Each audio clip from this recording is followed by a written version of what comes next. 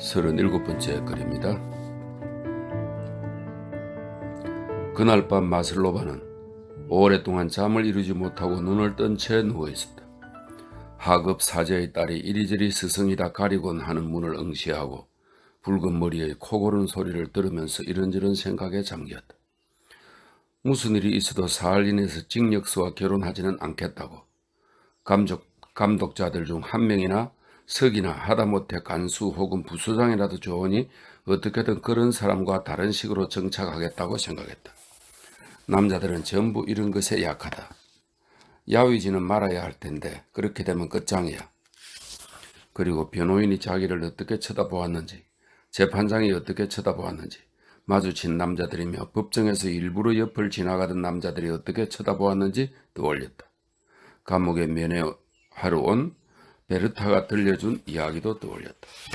마슬로바가 키타예바의 유곽에서 지낼 때 좋아하던 대학생이 찾아와서 그녀에 대해 묻고 깊이 동정했다고 했다. 붉은 머리와 싸운 일을 떠올리고는 그녀에게 연민을 느꼈다. 남은 칼라치를 내밀던 빵집 주인을 떠올렸다. 그녀는 많은 사람을 떠올렸지만 네올류도프에 대해서만큼은 그러하지 않았다. 어린 시절과 젊은 시절, 특히 네올류도프를 향한 사랑에 대해서는 절대 떠올리지 않았다. 너무도 고통스러운 일이었다. 그 기억들은 마음속 깊이 손에 닿지 않는 어디엔가에 있었다. 꿈에서조차 네올류도프를 본 적이 없었다. 그녀는 오늘 법정에서 그를 알아보지 못했다. 마지막으로 보았을 때는 턱수염 없이 콧수염만 조그맣게 기르고 짧지만 순 많은 곱슬머리를 한 군인이었는데 이제 턱수염을 기른 나이 들어 보이는 남자였기 때문만은 아니다. 그녀가 그에 대해 전혀 생각을 하지 않았기 때문이기도 했다. 그가 군대에서 돌아오는 길에 고모들 집에 들르지 않고 지나친 그 무섭고 어두운 밤, 그녀는 네올류도프와 얽힌 과거에 대한 모든 기억을 묻어버렸다. 그가 들러주리라고 기대했던 그날 밤까지만 해도 그녀는 심장 아래 품은 아기를 부담스러워하지 않았을 뿐 아니라 아기가 자기 안에서 부드럽게 이따금 발작적으로 움직일 때면 종종 놀라움과 감동을 느끼기도 했다.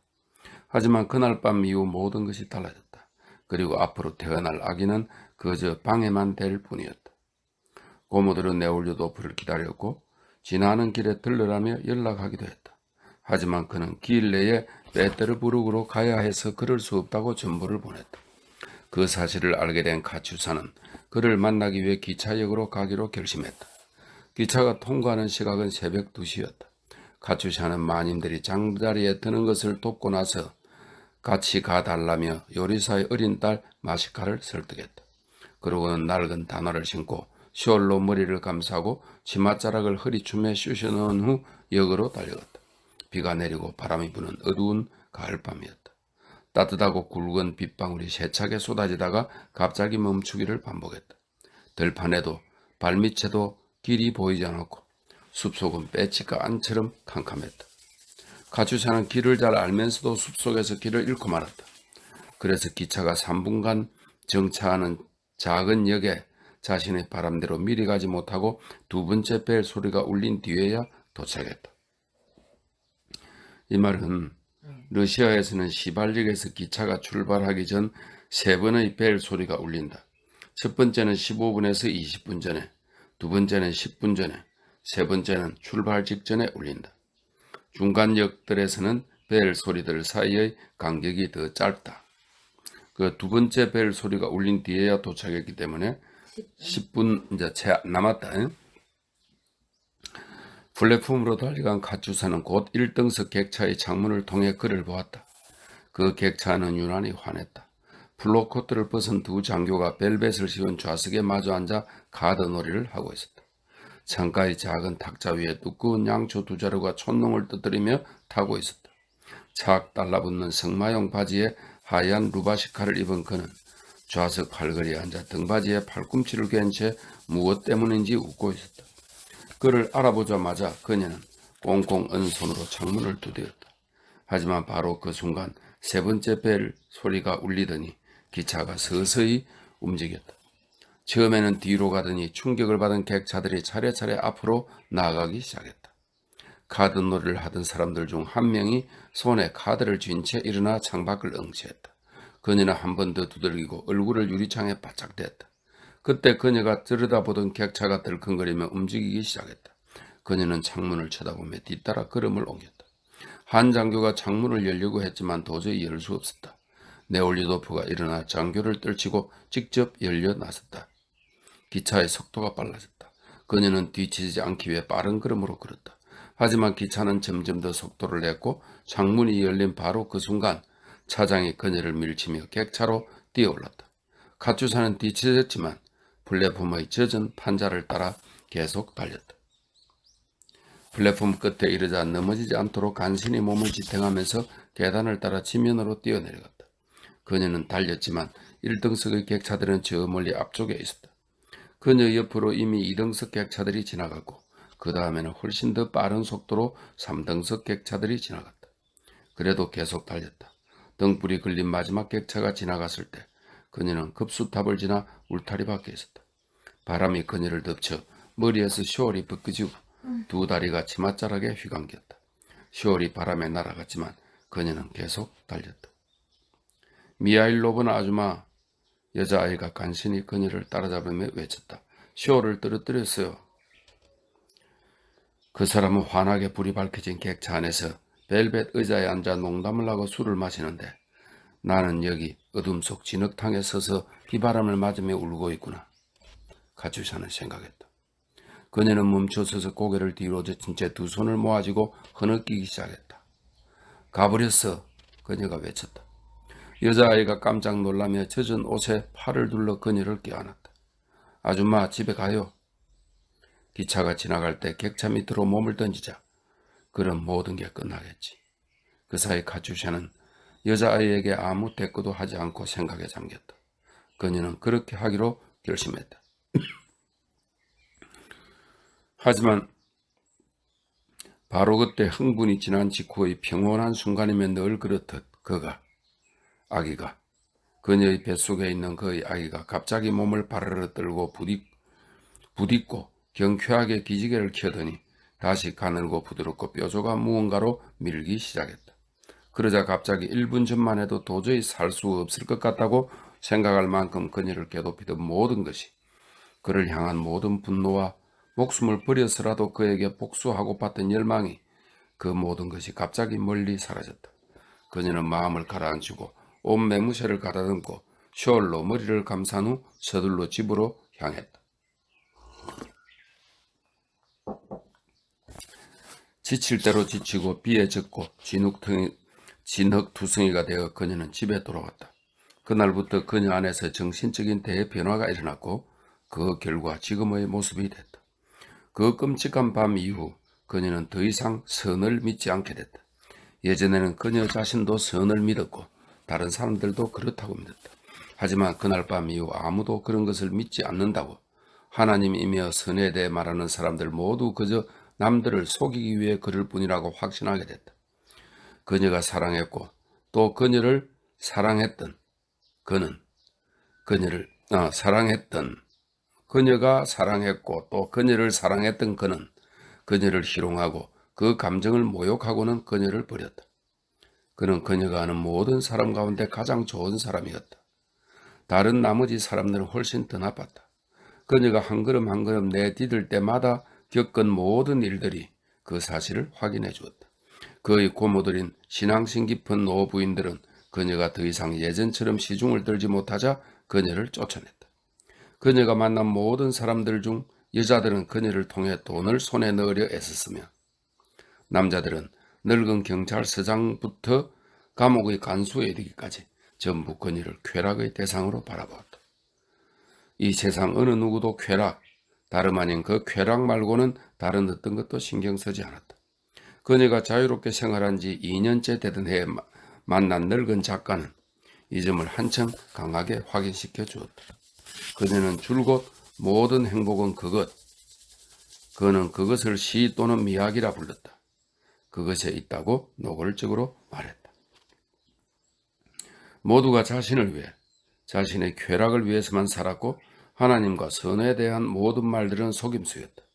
어째서 이 세상 모든 것이 그처럼 악하게 만들어져 모두가 서로에게 악을 행하고 괴로움을 겪는지 의문이 든다 해도 그에 대해서는 생각하지 말아야 했다. 울적해지면 담배를 피우거나 술을 마시면 되고 무엇보다 남자와 사랑을 나누면 된다. 그러면 지나간다. 38번째 글입니다.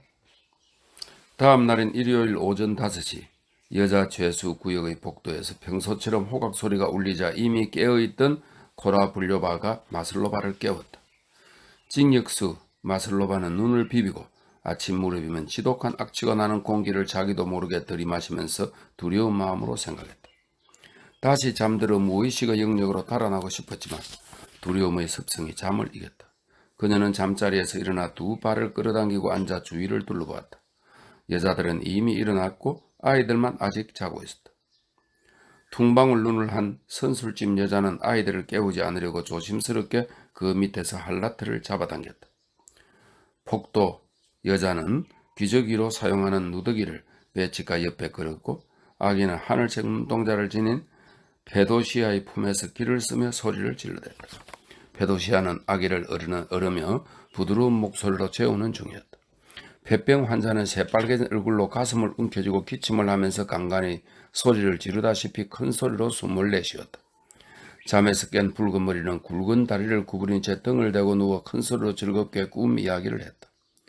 방합은 노파는 다시 이 콘 앞에 서서 조그만 목소리로 똑같은 말을 중얼거리며 승호를 꺾고 고개를 숙였다.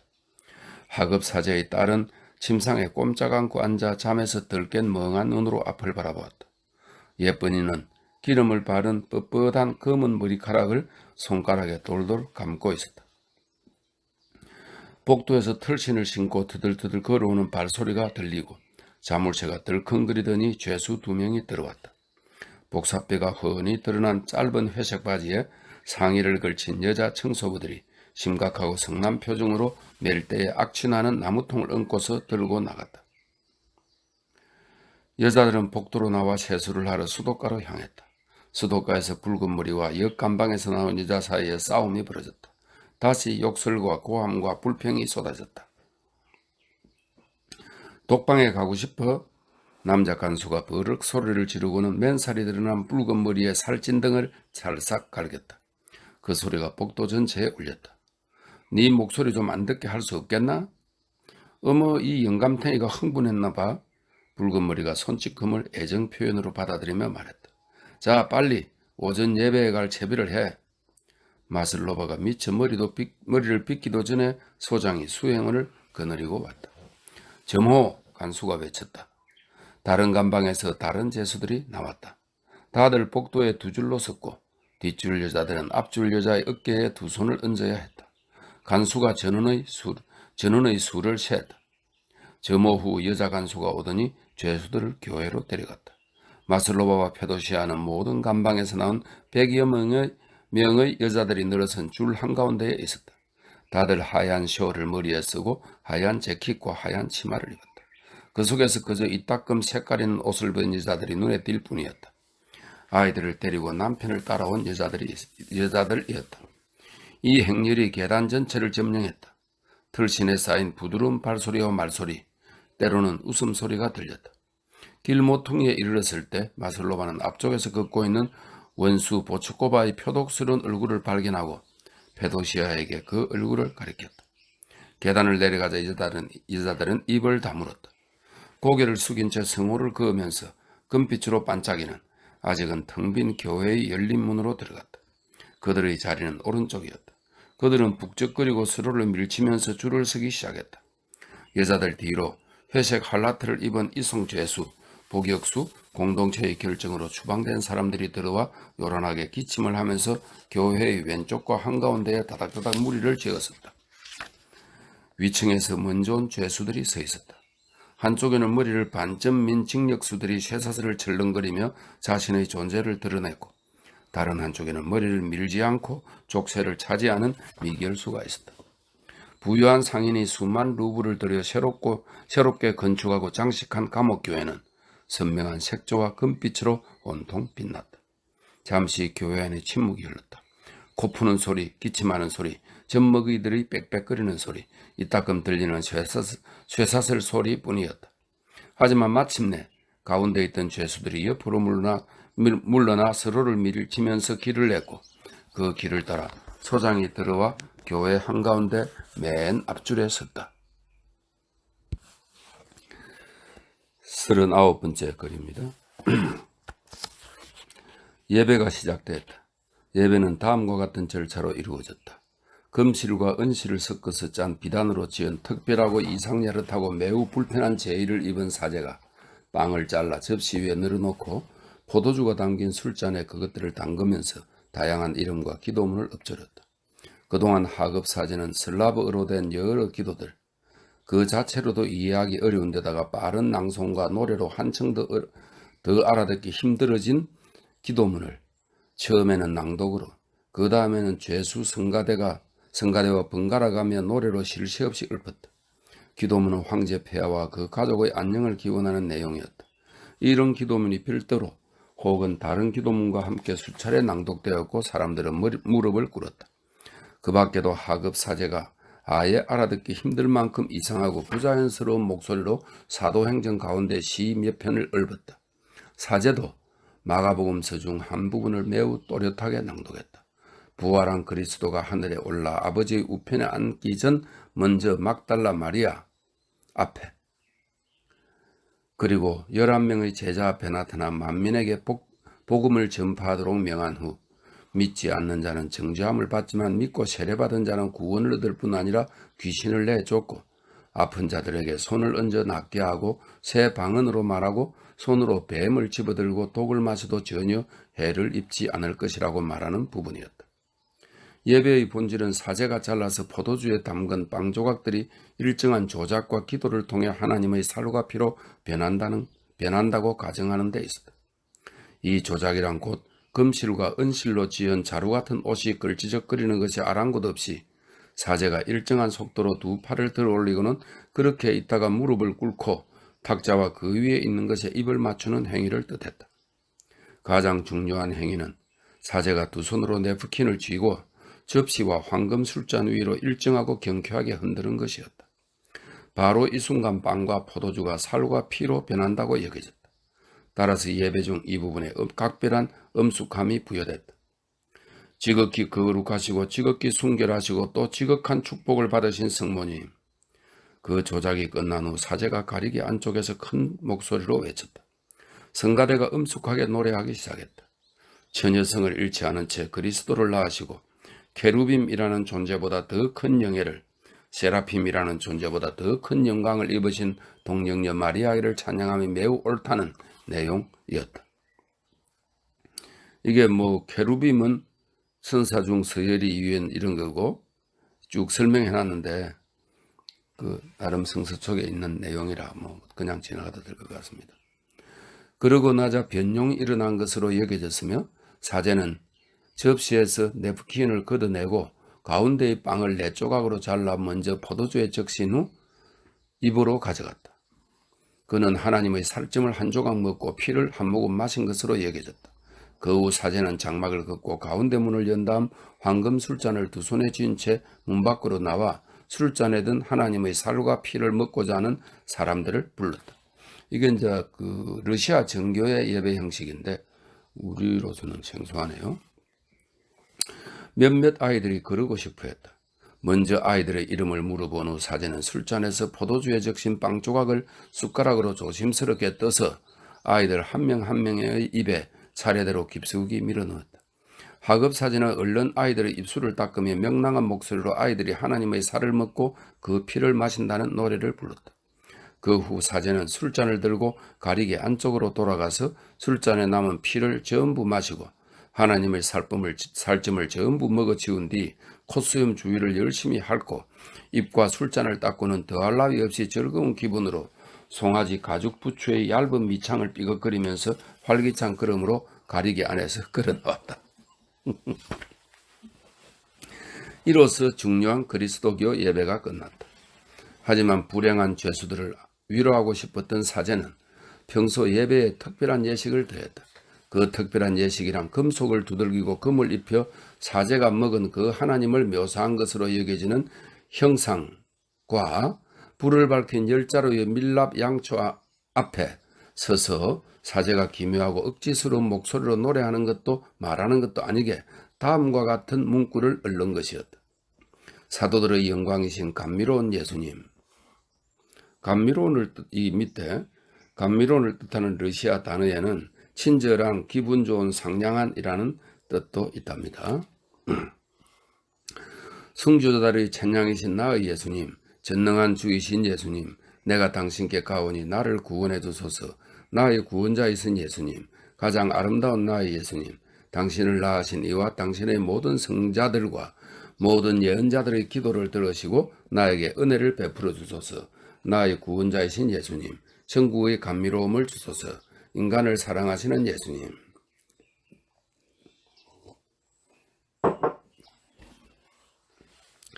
이 부분에서 그는 잠시 멈추고 숨을 돌린 후 성호를 긋고 머리가 바닥에 닿도록 깊이 고개를 숙였다. 다들 똑같이 따라했다. 소장도 간수도 죄수도 고개를 숙였다. 위층에서 유난히 자주 족쇄가 철컹거렸다. 천사들을 창조하시고 만군을 다스리는 주여, 그는 계속했다. 천사들도 놀라는 지극히 경이로운 예수님, 선조들을 구해주신 지극히 강한 예수님, 총대 주교들의 찬양이 되시는 지극히 은혜로운 예수님, 자르들의 견고한 성벽이 되시는 지극한 영광의 예수님, 예언들을 실현하신 지극히 선한 예수님, 순교자들의 요새가 되시는 지극히 놀라운 예수. 참 많네.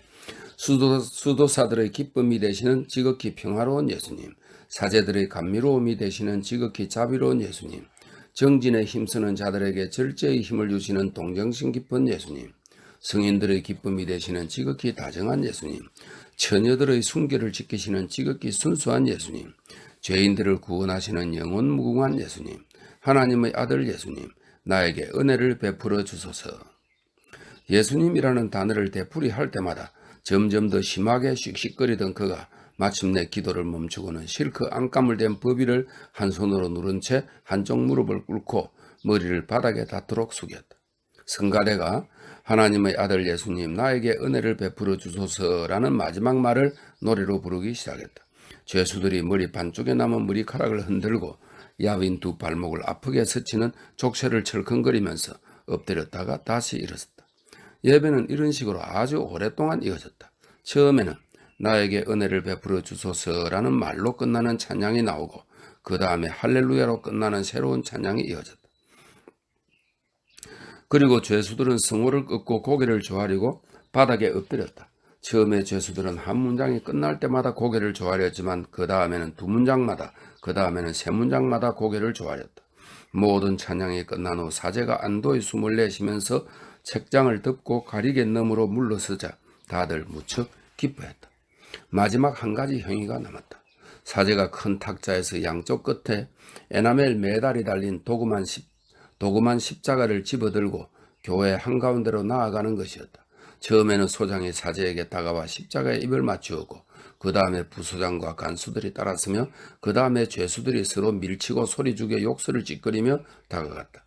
소장과 이야기를 나누느라 사제는 다가온 죄수들의 입에 때로는 코에 십자가를 쥔 손을 들이밀었고 죄수들은 십자가며 사제의 손에 입을 맞추려고 애썼다. 타락한 형제들의 위로와 교화를 위한 그리스도교 예배는 그렇게 끝이 났다. 참 예배가 형식적이네. 40번째 글입니다. 마리아 부르는 거 비슷하네.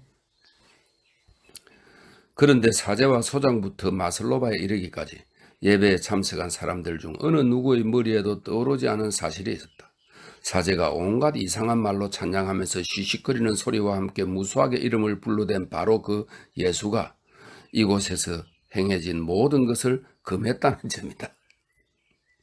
예수는 그처럼 무의미한 장광설이라든지 사제이자 교사인 자가 빵과 포도주에 뿌리는 신성모독적인 요소를 금했을 뿐 아니라 어떤 사람들이 다른 사람들을 스승이라고 부르는 것도 지극히 분명한 방식으로 금했다.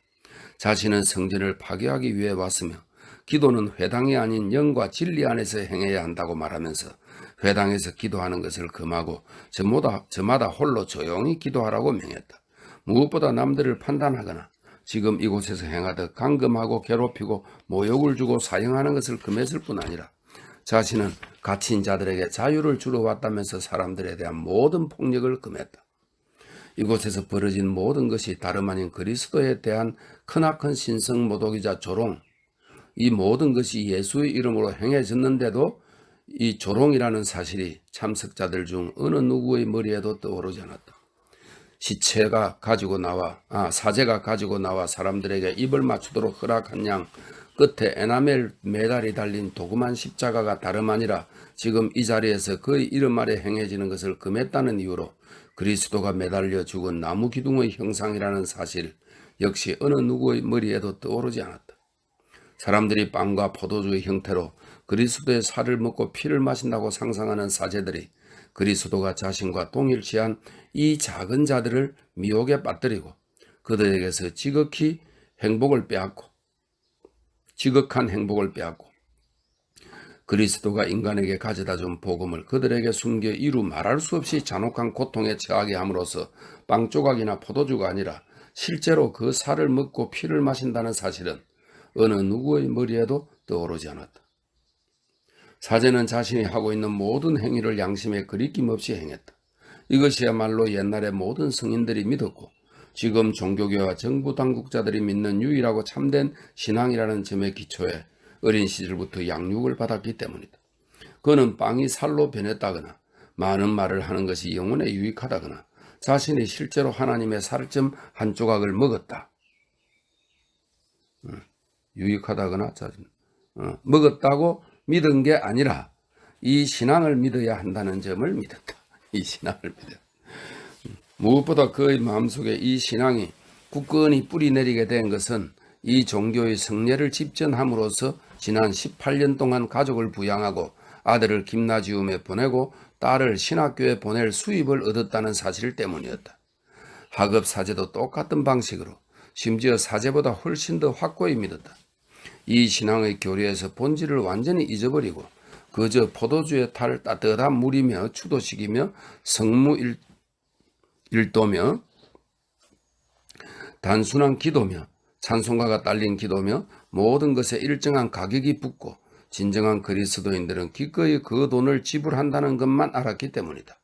그래서 은혜를 베풀어 주소서 하고 자신이 맡은 부분을 큰 소리로 부르짖었으며 정해진 대로 노래하고 낭독했다.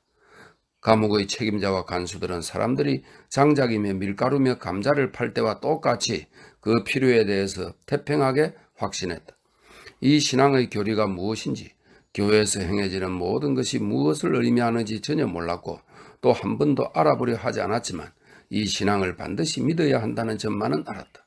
최고 수뇌부와 짜르가 믿기 때문이었다. 게다가 막연하지만 갈로 열고 어떻게 이런 일이 일어나는지 그들도 결코 설명할 수 없을 것이다. 됐죠? 게다가 막연하지만 그들은 이 신앙이 자신들의 잔혹한 직무를 정당화한다고 느꼈다.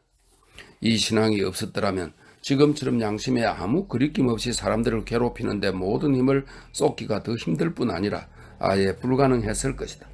소장은 너무도 선량한 영혼을 지닌 사람이라 이 신앙에서 기댈 곳을 찾지 못했다면 도저히 그런 식으로 살 수 없었을 것이다. 그래서 꼼짝 않고 똑바로 서서 열렬히 경배를 올리고 성호를 그었으며 성가대가 케루빔을 찬송할 때면 감동에 젖기 위해 애썼다.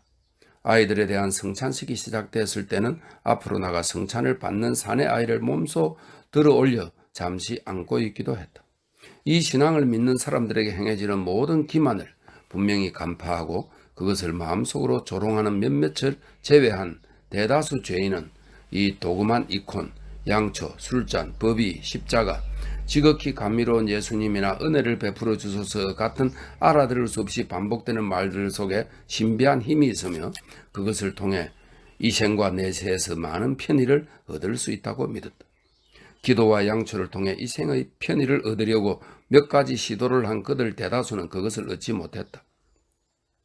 그들의 기도는 실현되지 않았다. 하지만 저마다 그 실패는 우연일 뿐이고 학식 있는 사람들과 대주교들이 인정하는 그 제도는 역시 매우 중요한 제도이며 설사 이 생은 아니더라도 내세를 위해 꼭 필요하다고 굳게 믿었다. 마슬로바도 그렇게 믿었다. 다른 사람들과 마찬가지로 그녀 역시 예배 중에 경건함과 따분함이 뒤섞인 감정을 경험했다. 처음에는 가리개 뒤쪽 군중 한가운데에 서 있어서 동료들 외에 아무도 볼 수 없었다. 성찬을 받을 사람들의 앞쪽으로 움직이고 그녀가 페도시아와 함께 앞으로 나갔을 때 그녀는 소장을 보았고 그 뒤쪽 간수들 틈에서 희꾸머리한 턱수염과 아마색 머리칼을 지닌 농부를 보았다. 페도시아의 남편이었다. 아내를 뚫어지게 바라보고 있었다. 찬송가를 부르는 동안 마슬로바는 정신없이 그를 관찰하면서 페도시아와 소곤거렸으며 모두 성호를 긋고 경배할 때만 자기도 그렇게 했다. 41번째 글입니다. 그러니까 톨스토이가 이렇게 이걸 비판적으로 썼는데 파문 안 됐나? 41. 네올유도프는 일찍 집을 나섰다. 시골에서 온 농부가 골목을 따라 집마차를 몰면서 유별난 목소리로 외쳤다. 우유, 우유, 우유. 전날 따뜻한 첫 봄비가 내렸다. 포장이 되지 않은 곳은 어디에나 갑자기 풀이 파릇파릇 솟아나기 시작했다. 정원의 자작나무들의 연두색 솜털이 점점이 뿌려지고 벚꽃과 백양나무는 향기로운 길쭉한 잎사귀를 펼치고 주택과 상점에서는 창틀을 떼어 닫고 있었다. 네올유도프가 지나가야 했던 헌호 시장에서는 한 줄로 늘어선 천막들 주위에 수많은 사람들이 빽빽하게 우글거렸으며 누더기 차림을 한 사람들이 겨드랑이에 부츠를 끼거나 말끔하게 다린 바지와 조끼를 어깨에 걸친 채 돌아다니고 있었다. 선술집들은 공장에서 나온 사람들로 이미 북적거렸다. 남자들은 깨끗한 방코트와 광이 나는 부츠를 신었으며 여자들은 밝은색 실크 스카프로 머리를 감싸고 유리구슬이 달린 외투를 입었다. 순경들은 노란 끈을 매단 피스톨을 들고 서서 어쩌면 고역스러운 따분함을 잊게 해줄지도 모를 난동을 단속하고 있었다. 가로수가 늘어진 오솔길과 연두빛으로 갓 물든 잔디밭에서는 아이들과 개들이 뛰어놀았고 생기발랄한 부모들은 벤치에 앉아 서로 이야기를 나누었다. 왼쪽은 그늘이 져 아직 쌀쌀하고 축축하며 한가운데는 물기가 바짝 마른 거리를 따라 무거운 짐수레들이 덜컹덜컹 2인승 사륜마차들이 들그럭들그럭 철도 마차들이 딸랑딸랑 소리를 내면서 포장도로를 거칠 새 없이 지나갔다. 지금 감옥에서 진행되는 것과 똑같은 예배에 참석하도록 사람들을 부르는 종소리와 온갖 쇠소리 때문에 사방에서 대기가 진동했다. 그리고 말수각에 차려입은 사람들이 저마다 교구의 교회로 향했다. 상마찬 마부는 네올유도프를 감옥 건물이 아니라 감옥으로 통하는 길 모퉁이에 내려주었다. 대부분 보따리를 든 몇몇 남자들과 여자들이 감옥으로부터 100걸음 정도 떨어진 이 길 모퉁이에 서 있었다. 오른쪽에는 나지막한 목조 건물들이 있고 왼쪽에는 무슨 간판이 걸린 2층짜리 주택이 자리했다. 앞쪽에 아주 거대한 석조 건물인 감옥이 있었는데 면회자들은 가까이 갈 수 없었다.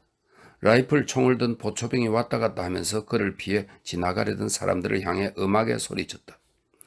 보초병 맞은편 오른쪽에 있는 목조 건물들의 쪽문 옆 벤치에 금줄 달린 제복을 입은 간수가 수첩을 들고 앉아 있었다. 면회자들이 다가와 만나고 싶은 사람들의 이름을 말하면 그가 수첩에 기록했다. 왜 아직 들여보내주지 않습니까? 네올유도프가 물었다. 오전 예배 중입니다. 예배가 끝나면 들어갈 수 있습니다.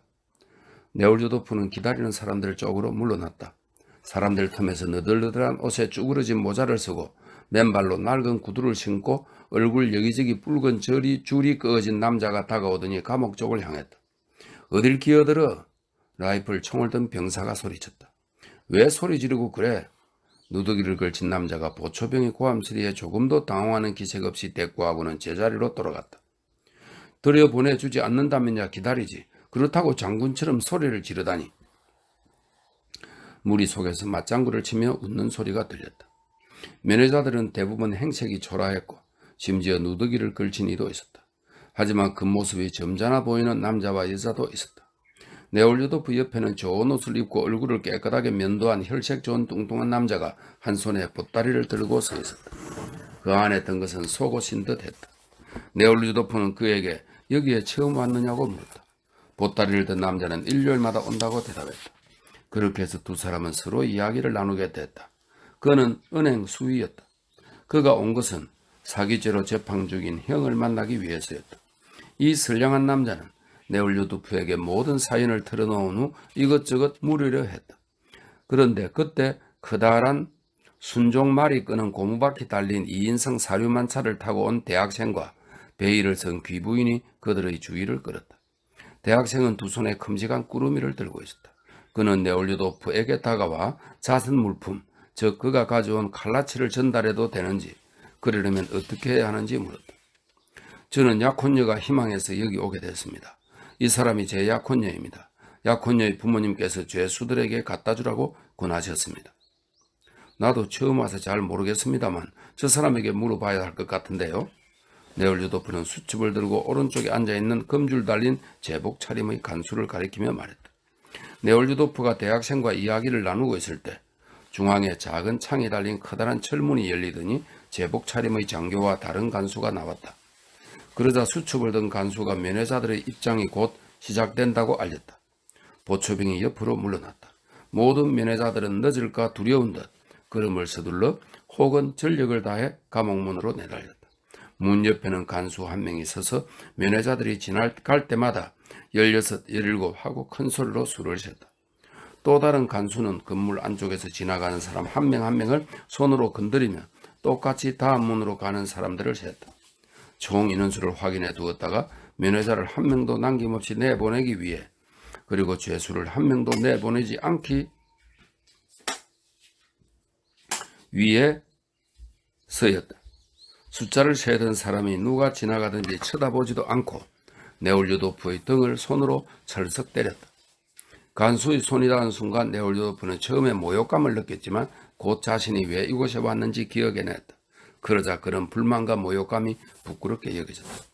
문 너머 처음으로 나타난 장소는 천장의 아치형이고 작은 창문에 쇠 창살이 달린 커다란 방이었다.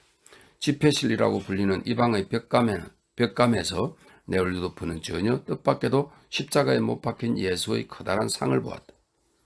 이건 왜 여기 있는 거지? 그는 무심결에 머릿속에서 그리스도의 형상을 감금한 자들이 아닌 해방된 자들과 연결시켜 생각했다. 여기는 설명이 이렇게 되어 있네요. 러시아 정교는 십자가의 의미에 대해 예수가 당한 고난보다 예수가 부활을 통해 성취한 죽음으로부터의 해방에 더 초점을 맞추어 해석한다고 합니다. 러시아 정교에서는. 네올류도프는 서두르는 면회자들에게 길을 양보하면서 천천히 걸어가는 동안 이곳에 감금된 악인들에 대한 공포, 어제의 청년과 카츄샤 같은 무고한 사람들에 대한 연민, 눈앞에 닥친 면회에 대한 쑥스러움과 감격이 뒤섞인 감정을 경험했다. 첫 번째 방을 벗어날 때 그 반대편 끝에서 간수가 뭐라고 말했다.